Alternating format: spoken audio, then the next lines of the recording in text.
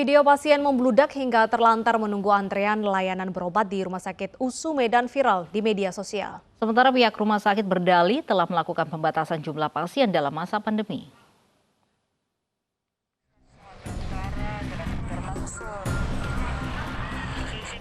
Inilah video yang viral di sosial media yang menggambarkan membludaknya pasien di Rumah Sakit USU Medan. Dari video tampak pasien terlantar di lantai selasa rumah sakit menunggu antrean mendapat layanan berobat.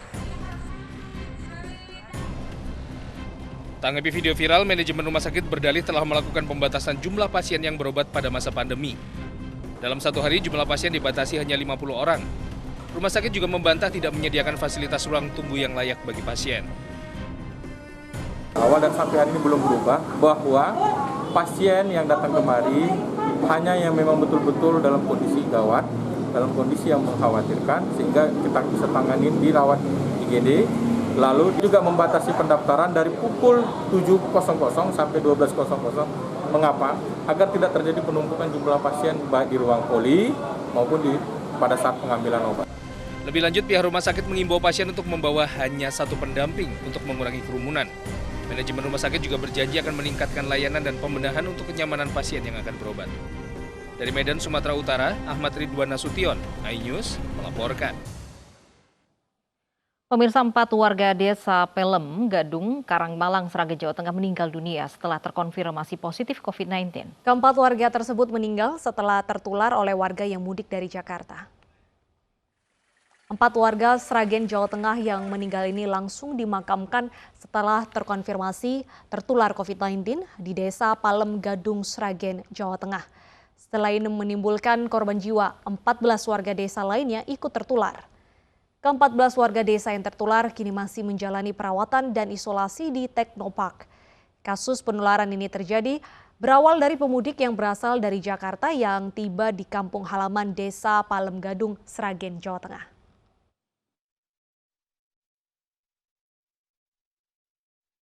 Berapa yang lain? Positif ini masih di ruang isolasi kurang lebih sekitar 14.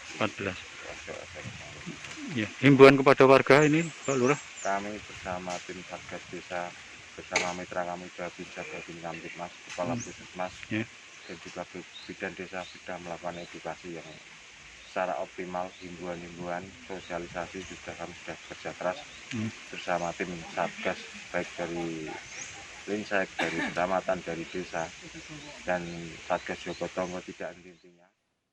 Sementara itu pemirsa, di libur Waisak hari ini penumpang di Bandara Juanda Surabaya membludak. Lonjakan penumpang didominasi oleh penumpang arus balik pasca Lebaran. Ratusan calon penumpang berjubel di terminal keberangkatan domestik Bandara Juanda Surabaya sejak di lokasi Anjungan, Terminal 1 Bandara Juanda hingga menjelang pintu masuk ruang check-in bandara. Antrian calon penumpang juga tampak di ruang check-in bandara sejak pagi hingga siang. Antrian tampak mengular khususnya di rute penerbangan menuju luar Jawa, seperti Banjarmasin, Makassar, dan Balikpapan. Selain libur Waisak, membludaknya arus penumpang di Bandara Juanda ini juga dipengaruhi oleh masih banyaknya masyarakat yang kembali ke daerah asalnya pasca Lebaran.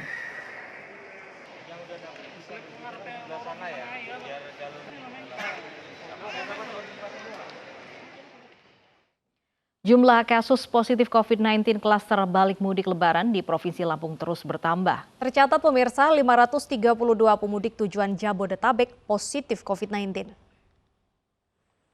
Usai dilakukan pemeriksaan swab antigen di 7 pos penyekatan mudik Provinsi Lampung, didapat hasil sebanyak 532 pemudik terkonfirmasi positif COVID-19. Mereka selanjutnya diisolasi selama 10 hari di sejumlah rumah sakit rujukan dan rusunawa di Lampung. Selain mereka yang terkonfirmasi positif, anggota keluarga yang turut serta dalam perjalanan juga dikarantina. Diprediksi jumlah ini akan terus bertambah mengingat masih banyak pemudik yang belum kembali dan akan menyeberang ke Pulau Jawa melalui Pelabuhan Bakauheni. Hingga saat ini pemirsa, beberapa tempat rujukan yang dijadikan tempat isolasi bagi para pemudik kewalahan akibat terus bertambahnya pemudik yang positif COVID-19.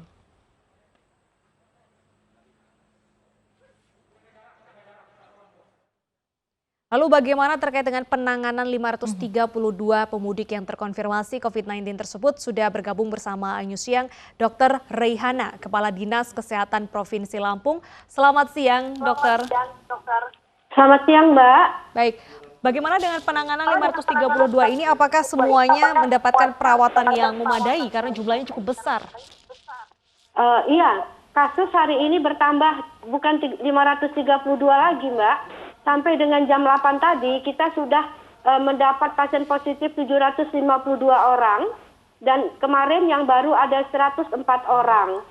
Dan untuk penanganannya kita tentu di tempat-tempat isolasi yang kita utamakan adalah bukan rumah sakit karena mereka rata-rata adalah orang tanpa gejala. Sehingga kita menggunakan rusunawa, lalu juga ada Wisma Atlet, ada Wisma Haji, dan alhamdulillah ini dari PHRI Lampung menyiapkan beberapa hotel, Mbak, untuk kita lakukan isolasi. Demikian, Mbak.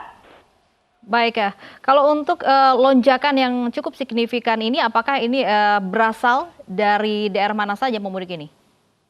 Dari hampir seluruh Sumatera itu ada, dan juga dari DKI, dari Banten, itu sampai ke Sulawesi Selatan ada, Lampung juga ada. Jadi semua Sumatera, Mbak, dari Lampung, dari Sumatera Utara, Aceh, ya Bangka Belitung, Jambi, itu semua terdata ada yang positif. Dan memang saat ini tugas kita adalah menjaga agar yang positif ini tidak bisa diberi lanjut untuk menyeberang dari Bakahuni, Mbak. Demikian. Apakah ada pembatasan ataupun penyekatan sementara agar jumlahnya tidak terus bertambah, Bu, untuk Lampung ini? Kami sudah melakukan di 7 titik penyekatan, ya. Tentu saja kita khusus Lampung ini ada Satgas khusus yang ditunjuk oleh pusat, ketuanya adalah Bapak Kapolda Lampung, wakilnya adalah Pak Danrem, ya. Nah, itu ada 7 penyekatan yang sudah kita lakukan. Selain 7 penyekatan, kita juga punya pos-pos kesehatan pada saat Idul Fitri kemarin. Itu sampai saat ini juga masih beroperasional untuk kita menyekat agar bagi para yang akan balik harus sudah dalam keadaan sehat, dalam arti membawa surat rapid antigen negatif. Demikian, Mbak. Baik ya, apakah juga dari pemerintah Provinsi Lampung sendiri menyiapkan tempat isolasi selain rusunawa dan hotel? Mengingat ini lonjakannya setiap hari begitu meningkat. Pasti, Mbak, ini semua disiapkan oleh Pemprov Lampung ya, Mbak, ya. Itu ada Wisma Haji juga kita pakai.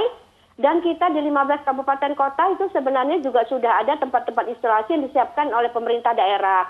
Jadi saat ini kami juga sudah berhubungan dengan Satgas Kabupaten Kota di Provinsi Lampung juga untuk mengurangi tempat isolasi yang sudah disiapkan.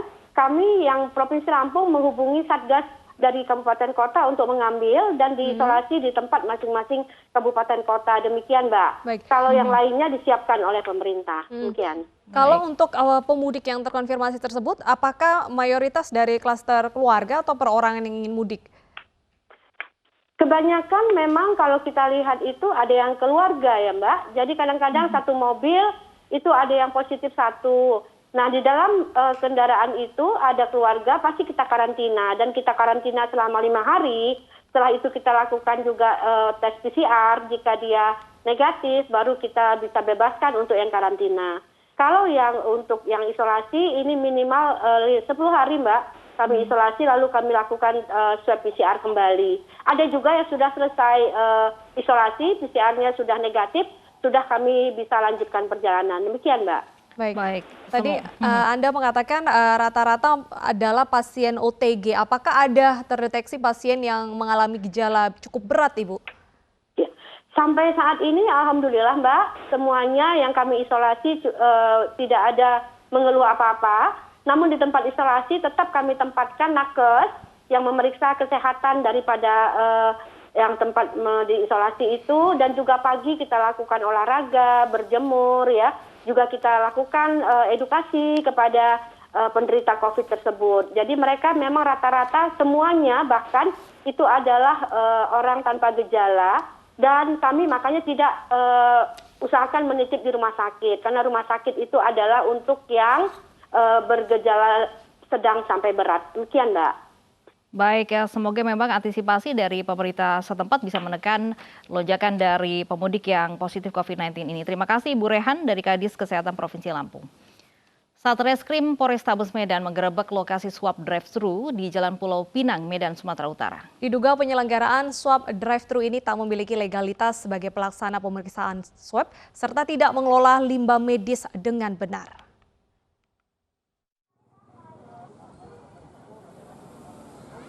Belasan polisi dari Tipitsus Satreskrim Polrestabes Medan menggerebek lokasi swab drive-thru di Jalan Pulau Pinang, Medan, Sumatera Utara. Penggerebekan dilakukan karena ada dugaan tidak ada legalitas pelaksanaan swab test dan pengelolaan limbah medis yang tidak benar. Satu persatu alat swab PCR dan antigen diperiksa. Sejumlah petugas medis yang melakukan pemeriksaan juga diperiksa oleh petugas. Dari pemeriksaan selama 1 jam, polisi pun menyita puluhan kotak alat swab, bukti pembayaran serta komputer.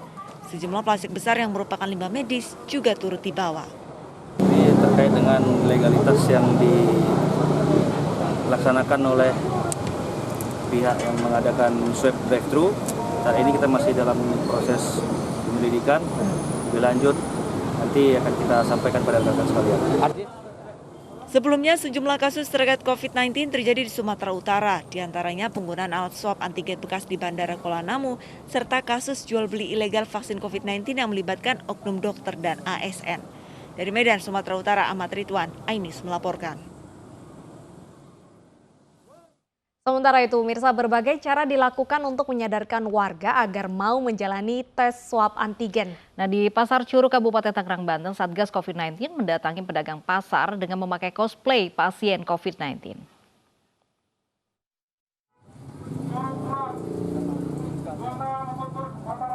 Dengan menggunakan cosplay pasien COVID-19 lengkap dengan kursi roda dan infusan, Satgas COVID-19 mendatangi pedagang Pasar Curug Kabupaten Tangerang, Banten. Penjemputan ini dilakukan setelah Satgas COVID mendapatkan informasi bahwa banyak pedagang pasar curug yang belum menjalani swab antigen usai mudik lebaran kemarin. Sedikitnya ada 20 pedagang pasar curug yang dijemput Satgas COVID-19 untuk menjalani swab antigen secara gratis. Kita mendapatkan informasi dari masyarakat adanya para pedagang pasar yang memang selesai melaksanakan mudik. Meskipun para pedagang tersebut bukan bertinggal alamat di wilayah Curug. Usai menjemput pedagang pasar untuk swab antigen, Satgas COVID-19 menggelar razia protokol kesehatan di Pasar Curug. Hasilnya sejumlah pengunjung dan pedagang pasar yang kedapatan tidak menggunakan masker mendapatkan teguran keras dari Satgas COVID-19.